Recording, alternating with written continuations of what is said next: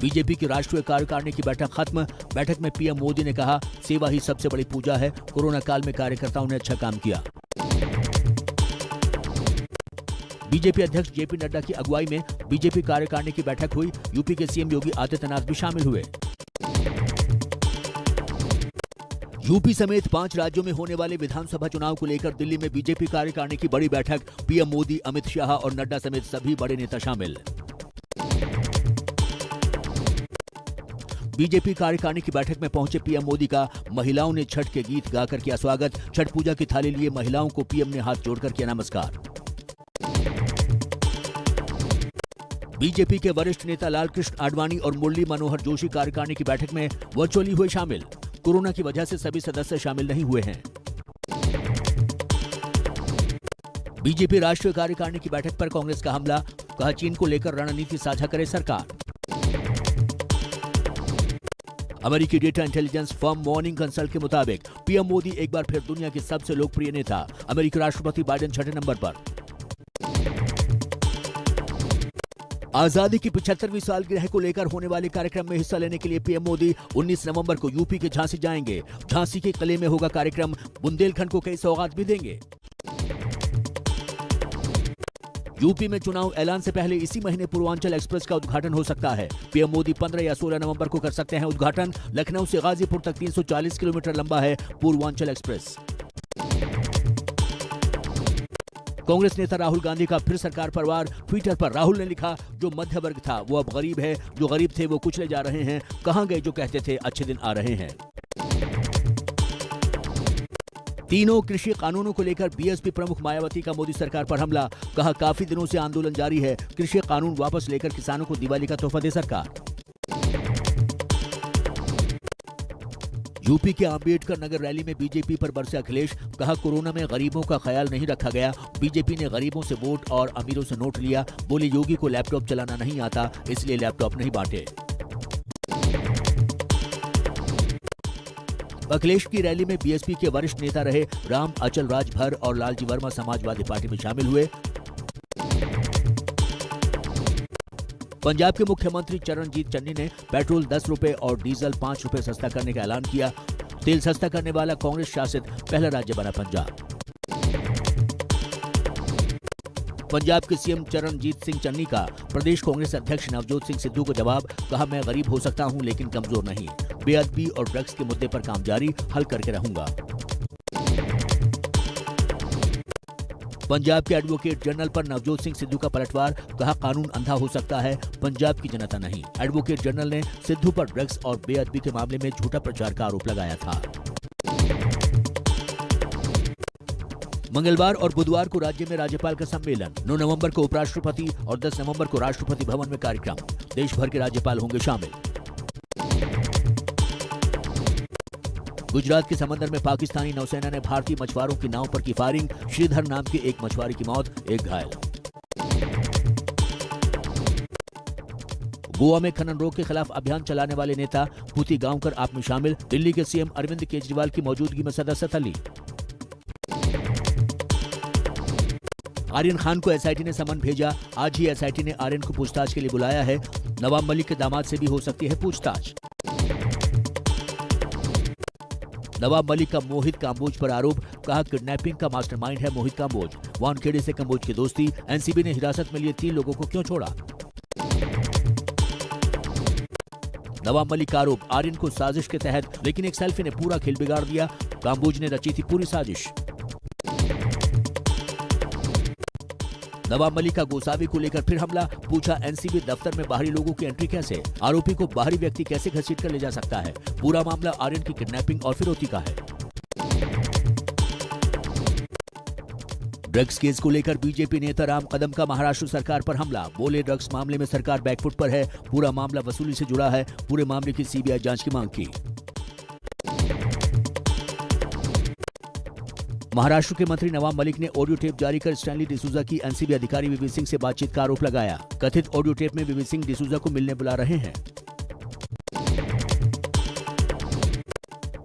नवाब मलिक को संबोधित करते हुए ट्विटर पर बीजेपी नेता मोहित काम्बोज का आरोप। पूछा, महाराष्ट्र के गृह मंत्री बंद कमरे में दाऊद के आदमी चीनू पठान से क्या बात कर रहे थे। महाराष्ट्र के पूर्व गृह मंत्री अनिल देशमुख की ईडी हिरासत 12 नवंबर तक बढ़ी। बॉम्बे हाई कोर्ट ने देशमुख को न्यायिक हिरासत में भेजने के आदेश को खारिज किया। मनी लॉन्ड्रिंग केस में महाराष्ट्र के पूर्व गृह मंत्री अनिल देशमुख की बढ़ सकती है मुश्किलें। ईडी के बाद सीबीआई भी रिमांड पर लेने की तैयारी में।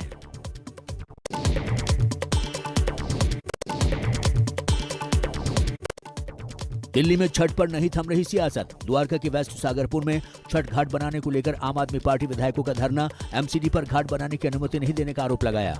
पुलिस और अर्धसैनिक बल तैनात। दिल्ली एनसीआर में प्रदूषण के स्तर में सुधार नहीं। दिल्ली और आसपास के ज्यादातर इलाकों में प्रदूषण की वजह से धुंध की चादर छाई। दिवाली के बाद दिल्ली में बढ़े प्रदूषण को कम करने के लिए पानी का छिड़काव। कई इलाकों में अब भी छाई है धुंध। AQI लेवल 450 से 500 के बीच। प्रदूषण को लेकर भी सियासत। पश्चिमी यूपी के जिलों में भी प्रदूषण ने बढ़ाई लोगों की परेशानी। मेरठ, मुरादाबाद समेत कानपुर तक में प्रदूषण का स्तर बढ़ने से लोगों को घुटन और आंख में जलन की शिकायत। यूपी धर्मांतरण केस में मुख्य आरोपी उमर गौतम का बेटा अब्दुल्ला भी गिरफ्तार। विदेशों से फंडिंग का आरोप।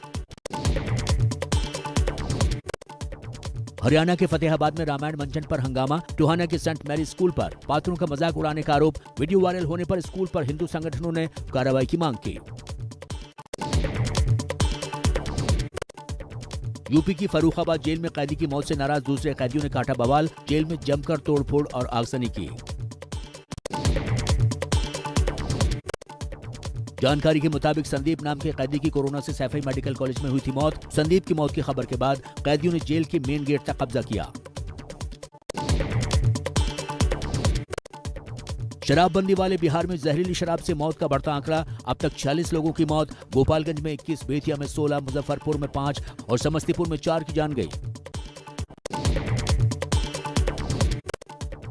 बीजेपी ने बिहार में शराबबंदी कानून की समीक्षा की मांग की। प्रदेश अध्यक्ष संजय जायसवाल बोले, कानून को 5-6 साल हो गए, हर हाल में समीक्षा की आवश्यकता। जहरीली शराब कांड को लेकर नेता विपक्ष तेजस्वी का नीतीश सरकार पर निशाना। कहा, शराबबंदी का ढोंग करने वालों की मिलीभगत, इसलिए नीतीश चुप हैं। नीतीश सरकार से 15 सवाल पूछे। पश्चिमी बंगाल के ईस्ट मिदनापुर में बीजेपी नेता की धारदार हथियार से वार करके हत्या। बीजेपी विधायक ने टीएमसी पर लगाया आरोप। मध्य प्रदेश के मुख्यमंत्री शिवराज सिंह चौहान ने मंच से गाया गाना, तुझको चलना होगा। अपने गृह क्षेत्र बुधनी में खिलौना महोत्सव के उद्घाटन में शामिल होने गए थे शिवराज। मध्य प्रदेश के दमोह से दबंग विधायक रमाबाई सिंह का ऐलान। किसानों के खाद का हर्ष उठाएगी रमाबाई। खाद संकट को लेकर प्रदर्शन कर रहे हैं किसान। दिवाली पर दिल्ली के बुराड़ी इलाके में जबरन बिरयानी की दुकान बंद करवाने का वीडियो वायरल। पुलिस ने स्वतः संज्ञान लेते हुए दर्ज किया FIR। पश्चिम बंगाल के मुर्शिदाबाद में दिखा गंगा का रौद्र रूप। गंगा का जलस्तर बढ़ने से कटान, किनारे की दीवार और बड़ा सा पेड़ गंगा में समाये। गुजरात के खेड़ा में पुलिस स्टेशन के अंदर लगी भीषण आग। कार, बाइक, ऑटो रिक्शा समेत करीब 25 गाड़ियां हुई खाक। पुलिस की जब्त की गाड़ियों में आग की वजह का पता नहीं लगा।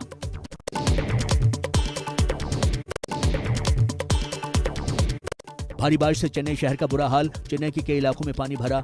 रेलवे ट्रैक पर पानी भरने से चेन्नई बीच के इलाके में ट्रेन सेवा बंद। चेन्नई में भारी बारिश के बीच मौसम विभाग ने बाढ़ का अलर्ट जारी किया। मुख्यमंत्री स्टालिन ने प्रभावित इलाकों का जायजा लिया। बिहार के गया में मूर्ति विसर्जन के दौरान डीजे बजाने से रोकने पर हिंसा, पथराव और फायरिंग हुई। SHO और 2 जवान घायल। पुलिस की गाड़ी को भी नुकसान पहुंचाया। यूपी के रामपुर में पत्नी के खिलाफ पति ने पुलिस में केस दर्ज करवाया। पति का आरोप, पत्नी ने पाकिस्तानी टीम की जीत के जश्न वाला और भारतीय खिलाड़ियों के खिलाफ व्हाट्सएप पर आपत्तिजनक स्टेटस लगाया। गुरु ग्रंथ साहिब बेअदबी मामले में सजा काट रहे राम रहीम से कल होगी पूछताछ। पंजाब SIT रोहतक की सुनारिया जेल जाकर पूछताछ करेगी। गुजरात के सुरेंद्रनगर में पुलिस की पेट्रोलिंग टीम पर वांटेड अपराधी ने बेटे के साथ हमला किया। 2 पुलिस वाले घायल। पुलिस की जवाबी कार्रवाई में आरोपी बाप बेटे मारे गए। देश में 24 घंटे में कोरोना के 10,853 नए मामले सामने आए। एक्टिव केस की संख्या 1,44,000 हुई, जो बीते 260 दिनों में सबसे कम है। देश में वैक्सीनेशन की तेजी से बढ़ती रफ्तार। अब तक 1 अरब 8 करोड़ से ज्यादा को लगा टीका। कल 25 लाख से ज्यादा डोज दी गई। कानपुर में थम नहीं रहा जीका वायरस का हमला। 24 घंटे में 13 और नए केस सामने आए। अब तक 79 संक्रमित मिले, प्रशासन सतर्क। T20 वर्ल्ड कप में न्यूजीलैंड और अफगानिस्तान में मुकाबला। अफगानिस्तान की जीत से खुलेगी भारत की सेमीफाइनल राह। कल नामीबिया से, मैच में भारत के लिए जीतना भी जरूरी। T20 विश्व कप में आज शाम 7:30 बजे से पाकिस्तान और स्कॉटलैंड के बीच मुकाबला। सभी 4 मैच में जीत के साथ पाकिस्तान ग्रुप 2 में टॉप पर है।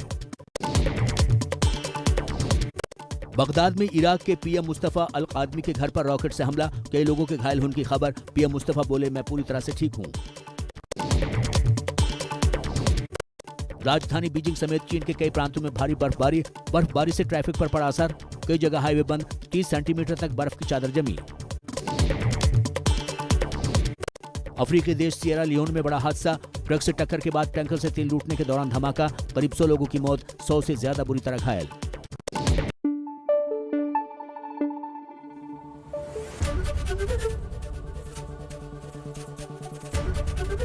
एबीपी न्यूज आपको रखे आगे।